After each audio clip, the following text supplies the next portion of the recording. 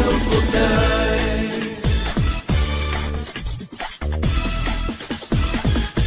Bạn hãy vui cùng những người lính trẻ rất yêu đời và luôn mơ ước mơ được giữ trong tim mình những tháng năm đồng đội bên nhau. Đời lính có khi thật nhớ nhà, nhờ gió đem lời yêu thương gửi tới nơi quê nhà, nơi có những vì sao để mong. Đời lính có cây đàn tâm tình, hòa tiếng khi lòng buồn vui, đèn theo ta đi khắp nơi theo bước chân hành quân suốt cuộc đời. Nào cùng nhau ta hát lên vì chúng ta là chiến sĩ. Nào cùng nhau ta hát lên vì chúng ta yêu cuộc đời.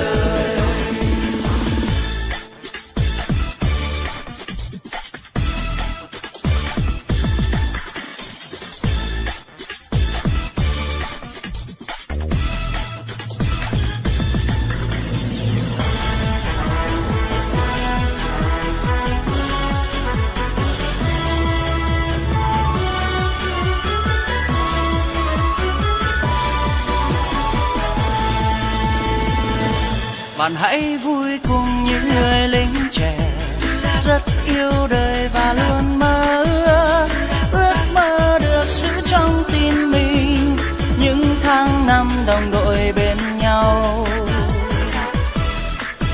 Đời lính có khi thật nhớ nhà, nhờ gió đem lời yêu thương gửi tới nơi quê nhà, nơi có những vì sao để mong.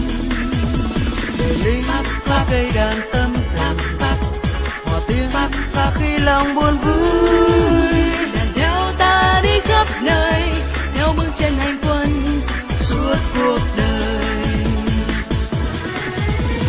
Nào cùng nhau ta hát lên vì chúng ta là chiến sĩ.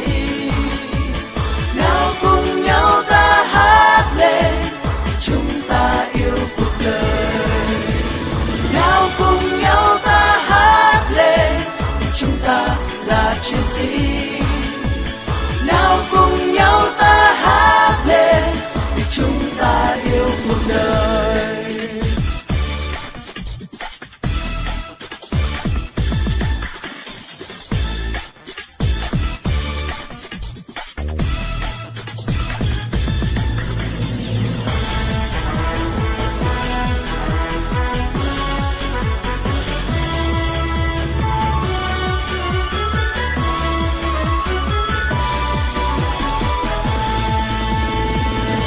Bạn hãy vui cùng những người lính trẻ rất yêu đời và luôn mơ ước mơ được giữ trong tim mình những tháng năm đồng đội bên nhau. Đời lính có khi thật nhớ nhà, nhờ gió đem lời yêu thương gửi tới nơi quê nhà, nơi có những vì sao để mong. Đời lính có cây đàn tâm tình, hòa tiếng và khi lòng buồn vui, đèn theo ta đi khắp nơi theo bước chân hành quân suốt cuộc đời.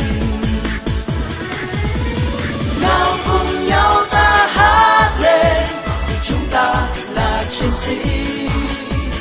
Nào cùng nhau ta hát lên vì chúng ta yêu cuộc đời.